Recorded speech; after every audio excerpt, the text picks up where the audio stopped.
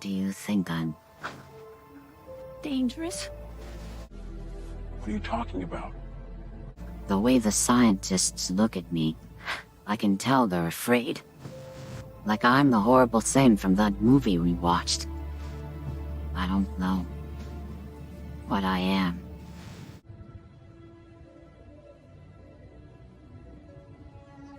You're my friend. And you can do or be anything you want. Not because of your powers, but because of who you are. In here. I don't know what I'd do without you.